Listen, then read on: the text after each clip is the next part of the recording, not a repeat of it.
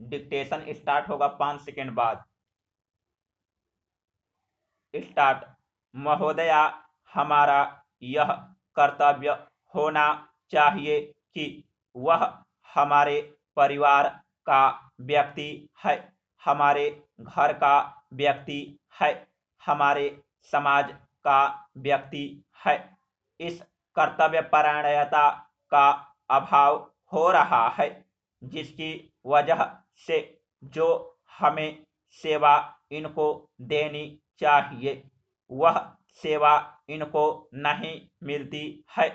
तीसरा यह है कि किसी परिस्थिति में यह विधेयक हमें लाना पड़ा, जैसे कि रजनी रंजन शाह जी ने ठीक ही कहा और उन्होंने सारी परिस्थितियों का विश्लेषण करके आपके सामने प्रस्तुत कर दिया कि पिछली शताब्दी के अंतिम 2 दशकों में इस पर गहराई से सोचा गया और भारतीय पुनर्वास परिषद अब तक कार्यकारी शक्तियों के आधार पर चलती थी, जिससे जो लाभ उन तक पहुंच सकता था वह नहीं पहुंचा, लेकिन कानूनी दर्जा देने की आवश्यकता पड़ी।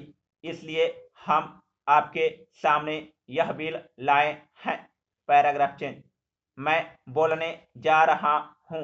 हमारे माननीय सदस्य ने बहनों के संबंध में कहा, किसी परिस्थितिवश वह बांझ अवस्था में जाती है, उन्हें भी विकलांग अवस्था में मानते हैं।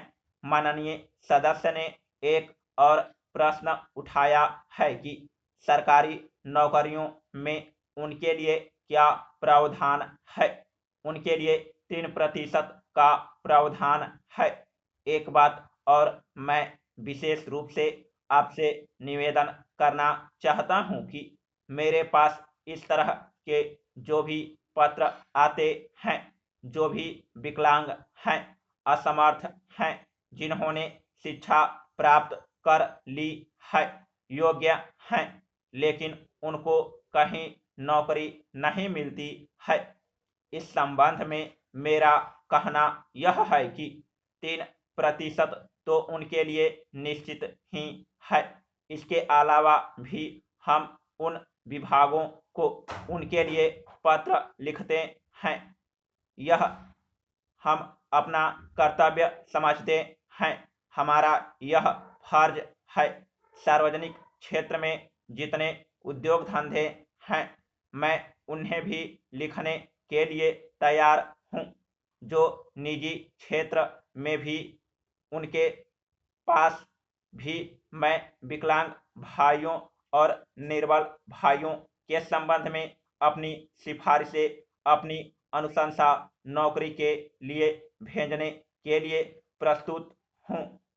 सिर्फ उत्तर इतना है कि आपका पत्र हमारे पास उनके संबंध में चला आए तो यह आधार बन जाता है उनकी मदद करने का। अन्यथा सीधे पत्र आता है तो छानबीन करने में समय लग जाता है। अगर माननीय सदस्य अनुशंसा से किसी भी व्यक्ति के बारे में जो निर्बल, कमजोर, विकलांग या असहाय है लिखेंगे तो मैं निश्चित रूप से संबंधित विभाग से निवेदन करूंगा। समाप्त।